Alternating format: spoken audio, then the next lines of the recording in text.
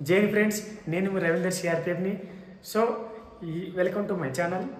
So ఈరోజు topic వచ్చేసి ఏంటంటే, మన తెలంగాణ కానిస్టేబుల్ ఎస్ఐ నోటిఫికేషన్ సంబంధించి చాలామంది జాబ్ కొట్టలేకపోతున్నారు. ఆల్రెడీ మనకు 2016లో, 2018లో, 2022లో కూడా నోటిఫికేషన్ రావడం జరిగింది. అయినా కూడా అప్పటి నుంచి గత 3-4 ఇయర్స్ నుంచి ప్రిపరేషన్ ఉన్నారు, అయినా జాబ్ రాలేకపోతుంది. ఏదో ఒక్క మార్క్తో 2 మార్క్స్ కూడా మిస్ అవుతుంది. అలా కావడానికి కారణం ఏంటి, ఎందుకు అట్లా అవుతుంది? సో దాని గురించి నేను అనలైజ్ చేయడం జరిగింది, చాలామందిని అడగడం జరిగింది, సజెషన్ కూడా తీసుకున్నాక నాకు ఒకటే తెలిసింది ఏంటంటే, చాలామంది ఏం చేస్తారంటే ఇక బుక్కుల తరబడి సర్వ్ చేస్తుంటారు. అలా కాకుండా ప్రీవియస్ క్వశ్చన్ పేపర్ తీసుకుంటే అందులో మనం ఏ టాపిక్ నుంచి ఎంత వెయిటేజ్ మార్క్స్ అడగడం జరుగుతుంది, ఏ టాపిక్లో ఎక్కువ మార్క్స్ వెయిటేజ్ ఇవ్వడం జరుగుతుంది, అదే మనకి తెలుసుకుంటే అదే టాపిక్ని బాగా చదవడం వల్ల అందులో ఒక బిట్ కూడా మిస్ కాకుండా ఉంటుంది. సో మార్క్స్ కూడా గెయిన్ కావడం జరుగుతుంది అనమాట. సో అట్లా ఎవరైతే కొంతమంది ఫస్ట్ అటెంప్ట్లో జాబ్ కొట్టేస్తారు, కొంతమంది సెకండ్లో, కొంతమంది థర్డ్ అటెంప్ట్లో. సో ఇట్లా మిస్ అయిపోతుంది మనకు. ఒక్కొక్క అటెంప్ట్లో ఒక్కొక్కరు అయితే ఫస్ట్ అటెంప్ట్లో జాబ్ కొట్టిస్తారు. అది ఎట్లా కొడుతున్నారంటే ప్రీవియస్ క్వశ్చన్ పేపర్ బాగా ప్రాక్టీస్ చేయడం వల్ల. ఆ ప్రీవియస్ క్వశ్చన్ పేపర్లో మనకు వచ్చే వెయిటేజ్ మార్క్స్ని ఎక్కువగా ఫోకస్ పెట్టి, దేంట్లో ఏ టాపిక్లో ఎక్కువ మార్క్స్ వస్తున్నాయో అదే ఫోకస్ పెట్టి దాన్నే ఆ టాపిక్నే బాగా ప్రిపరేషన్లో చేయడం వల్ల అది మనకు వాళ్ళకి మార్క్స్ వచ్చేసి గెయిన్ కావడం జరుగుతుంది. సో నేను ప్రీవియస్ మన నోటిఫికేషన్లకు సంబంధించింది 2016లో రావడం జరిగింది, 18లో రావడం జరిగింది, 22లో రావడం జరిగింది. గత 3 సంవత్సరాలు, 3 టైమ్స్ మనకు ఆల్రెడీ నోటిఫికేషన్ రావడం జరిగింది, స్టేట్ కానిస్టేబుల్ ఎస్ఐ నోటిఫికేషన్. అందులో ఉన్న ప్రీవియస్ క్వశ్చన్ పేపర్ను నేను అనలైజ్ చేయడం జరిగింది. ప్రిలిమ్స్ కానీ మెయిన్స్ కానీ 2 క్వశ్చన్ పేపర్ అనలైజ్ చేయడం వల్ల దాని తర్వాత తయారు చేసిన నేను వెయిటేజ్ మ్యాట్రిక్స్ తయారు చేయడం జరిగింది. సో అనలైజ్ చేసి వెయిటేజ్ అనేది తయారు చేయడం, ఏ సబ్జెక్ట్ నుంచి ఎంత మార్క్స్ మనకి వెయిటేజ్ అడగడం జరుగుతుంది, ప్రతి సంవత్సరంలో పెరుగుతుందా తగ్గుతుందా, ఎంతవరకు అడుగుతుంది, దీన్ని బట్టి మనకి దేంట్లో ఎంత ఫోకస్ చేయాలని చెప్పేసి అర్థమైపోతుంది. సో దయచేసి చూడండి వీడియో, మీకు నచ్చుతుంది ఇది. దీని ప్రకారం మీరు ఏ సిలబస్లో ఎంత టైం కేటాయించాలి, దేన్ని ఎంత టైం కేటాయించాలి, దేన్ని ఎక్కువసార్లు రిఫరెన్స్ చేయాలి అని చెప్పేసి మీకు అర్థమైపోతుంది. సో చూద్దాం ఒకసారి మనం. సబ్జెక్ట్స్ అంటే SI constable previous paper analyse అండి.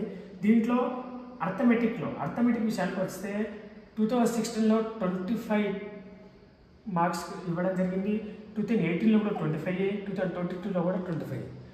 ఓకేనా? దీని తర్వాత మన నోటిఫికేషన్ రాలేదు, ఇప్పుడు రాబోతుంది. సో నెక్స్ట్ వచ్చేసి రీజనింగ్ విషయాన్ని కూడా అంతే. 2016లో కూడా 25 మార్క్స్ ఇవ్వడం జరిగింది, 2018లో కూడా 25 మార్క్స్ ఇవ్వడం జరిగింది, 2022లో కూడా 25 మార్క్స్ ఇవ్వడం జరిగింది. నెక్స్ట్ ఇంగ్లీష్ విషయానికి వస్తే 2016లో 20 మార్క్స్ ఇవ్వడం జరిగింది, 2018లో 22 మార్క్స్ ఇవ్వడం జరిగింది, 2022లో 25 మార్క్స్ అడగడం జరిగింది. దీంట్లో ఒకసారి చూడండి, ఇంగ్లీష్లో పోతా అంటే వెయిటేజ్ మార్క్స్ని పెంచుకుంటూ వచ్చింది. ఓకేనా? దీన్ని బట్టి మనకు అర్థమైపోవచ్చు నెక్స్ట్ కూడా వచ్చే నోటిఫికేషన్లో పెంచే ఇస్తాడని. ఓకేనా? పోతా అంటే మనకు ఇక్కడ నుంచి 2 మార్క్స్ పెరగడం జరిగింది, ఇక్కడ 3 మార్క్స్ పెరగడం జరిగింది. ఓకేనా? నెక్స్ట్ జియోగ్రఫీలో వచ్చేసి మనకి ఏంటంటే వరల్డ్లో ఒకటి ఉంటుంది, ఇండియా సంబంధించిన ఒకటి ఉంటుంది. వరల్డ్ సంబంధించిన అయితే 3 మార్క్స్ ఇవ్వడం జరిగింది, ఇండియా సంబంధించిన 11 ఇవ్వడం జరిగింది. 2 కలిపి మనకి ఎంత వచ్చింది? 14 మార్క్స్ టోటల్. 2 యాడ్ చేస్తే 14 మార్క్స్ అడగలేదు 2016లో. నెక్స్ట్ 18లో వరల్డ్ 0, ఇండియా 10, 2 కలిపి ఎంత వచ్చే వరకు 10 మార్క్స్. నెక్స్ట్ 2022లో వరల్డ్ 5, ఇండియా 11, 2 కలిపి ఎంత వచ్చిన వరకు 16 మార్క్స్ వెయిటేజ్ ఇవ్వడం జరిగింది అనమాట. ఇది మనకు జియోగ్రఫీ సంబంధించి. నెక్స్ట్ ఇండియన్ హిస్టరీ సంబంధించింది అయితే 2016లో 20 మార్క్స్ ఇవ్వడం జరిగింది, 2018లో 22 మార్క్స్ ఇవ్వడం జరిగింది, 2022లో 25 మార్క్స్ ఇవ్వడం జరిగింది. అంటే ఇందులో కూడా చూడండి, ఇండియన్ హిస్టరీలో పోతాంటే పెంచుకుంటా పోతుండు. చాలా జాగ్రత్త చూడండి, ఒకసారి అర్థం చేసుకోండి. ఈ విధంగా మనం వెయిటేజ్ మార్క్స్ తెలుసుకొని ప్రీవియస్ పేపర్ను ఏ నోటిఫికేషన్ అయినా సరే, స్టేట్ పోలీస్ అనే కాదు, సెంట్రల్ నోటిఫికేషన్ అయినా సరే, ఏదైనా సరే అన్నిటికీ ప్రీవియస్ పేపర్స్ ఒక గత 2-3 సార్లు వచ్చిన నోటిఫికేషన్ ప్రీవియస్ పేపర్ను అనలైజ్ చేస్తేనే మనకు ఒక అవగాహన వస్తుంది. ఆ అవగాహనతో నేను ఈ చాట్ తయారు చేయడం జరిగింది. ఓకే, నెక్స్ట్ వచ్చేసి కరెంట్ అఫైర్స్లో ఇప్పుడున్న నోటిఫికేషన్లో ఏ నోటిఫికేషన్ అయినా కరెంట్ అఫైర్స్ అనేది చాలా ఇంపార్టెంట్ అయిపోయింది, వాల్యుబుల్ అయిపోయింది. ఇప్పుడు కరెంట్ అఫైర్స్ విషయానికి వస్తే 16లో 15, 18లో 22 మార్క్స్, 22లో 25 అన్నారు.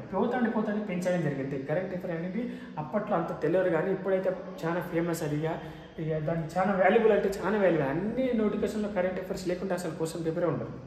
ఓకేనా. నెక్స్ట్ పాలిటీ అండి. ఈ పాలిటీ విషయంలోకి వస్తే 2016లో 10 మార్క్స్, 18లో 9 మార్క్స్, 2022లో 12 మార్క్స్ కూడా అడగడం జరుగుతుంది. అంటే పోతాంటే చాట్ వచ్చేసి పెరుగుతూ ఉంది. సో నెక్స్ట్ సబ్జెక్ట్కి వెళ్దాం. సో జనరల్ సైన్స్ మనకు 3 సబ్జెక్ట్ ఉండడం జరుగుతుంది. నెక్స్ట్ ఒకటి వచ్చేసి ఫిజిక్స్, కెమిస్ట్రీ, బయాలజీ. ఫిజిక్స్లో వచ్చేసి 9 మార్క్స్, కెమిస్ట్రీలో 5, బయాలజీ 8. టోటల్ వచ్చేసి మనకు 22 మార్క్స్ వచ్చేసి మనకు వెయిటేజ్ ఇవ్వడం జరిగింది 16లో. నెక్స్ట్ 18లో ఫిజిక్స్ 7, కెమిస్ట్రీ 4, బయాలజీ 9 అనమాట. టోటల్ వచ్చేసి 20 మార్క్స్ వెయిటేజ్ ఇవ్వడం జరిగింది. నెక్స్ట్ బాయ్స్లో 2022లో ఫిజిక్స్లో 5, కెమిస్ట్రీలో 4, బయాలజీ 7. టోటల్ 16 మార్క్స్ ఇవ్వడం జరిగింది. అంటే పోతాంటే పెరగడం తగ్గించడం అనేది జరుగుతుంది అన్నమాట. సో దీన్ని బట్టి మనం దేన్ని ఎక్కువ ఫోకస్ చేయాలో కొంచెం మీరే స్వయంగా అర్థం చేసుకుంటే మంచిది. ఓకేనా. తెలంగాణ హిస్టరీలో మన తెలంగాణ మూమెంట్లో టోటల్లో ఒక మూమెంట్ ఉంటుంది, హిస్టరీ ఉంటుంది, కల్చర్ ఉంటుంది. 3 పార్ట్ ఆఫ్ సబ్జెక్ట్స్ ఉండడం జరుగుతుంది. ఇందులో మూమెంట్లో వచ్చేసి 12, హిస్టరీ వచ్చేసి 10, కల్చర్లో 13 మార్క్స్ ఇవ్వడం జరుగుతుంది. టోటల్గా 35 మార్క్స్ తెలంగాణ హిస్టరీ సంబంధించి అడగడం జరుగుతుంది. ఇంకోటి మూమెంట్లో 10, 16 అయితే 18, హిస్టరీలో 8, కల్చర్లో 5, టోటల్ 23. నెక్స్ట్ 22లో మూమెంట్ 6, హిస్టరీలో 5 మార్క్స్, కల్చర్లో 4 మార్క్స్ అడగడం జరుగుతుంది. టోటల్ 50 మార్క్స్ మన కోసం ఇవ్వడం జరుగుతుంది. ఎకనామీ నెక్స్ట్ వచ్చేసి ఎకనామీలో 2016లో 7, 18లో 13, 22లో 12 మార్క్స్. అంటే పోతాంటే పెంచడం తగ్గించడం, అది కూడా తక్కువ 1-2 మార్క్స్ పెంచడం తగ్గించడం జరుగుతుంది. సో నైతిక విలువ నెక్స్ట్ అయితే నైతిక విలువలు కూడా ఉంది మనకు. దీంట్లో వచ్చేసి 16లో 10, 18లో 14, 22లో 10. అంటే పోతాంటే తగ్గించడం పెరగడం అనేది జరుగుతుంది.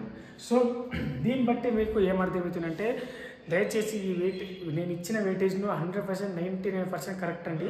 నేను ప్రీవియస్ పేపర్ను అనలైజ్ చేసి ఇవ్వడం జరిగింది. సో దీని ప్రకారమే మీరు కూడా ఒక ప్రణాళిక టైం టేబుల్ పెట్టుకొని సిలబస్ అంతా రాసుకొని ఏ క్వశ్చన్ ఏ సిలబస్లో ఏ సబ్జెక్ట్లో మనకి ఎన్ని మార్క్స్ అడగడం జరుగుతుందో చూసుకొని నేను ఇచ్చే వెయిటేజ్ కూడా చూసుకోండి. మళ్ళీ మీరు కూడా స్వయంగా అనలైజ్ చేయడానికి ట్రై చేయండి. ఆటోమేటిక్గా మీకు కూడా ఎంత అనలైజ్ చేస్తే అంత మంచిదండి. మనకు సబ్జెక్ట్ అనేది గ్రిప్ ఉంటుంది. అంటే పేరు చెప్పగానే ఈ సబ్జెక్టులు ఈ టాపిక్లో అడుగుతారు, ఈ టాపిక్ అడుగుతానే ఆటోమేటిక్ గ్రిప్ వచ్చేస్తుంది అనమాట.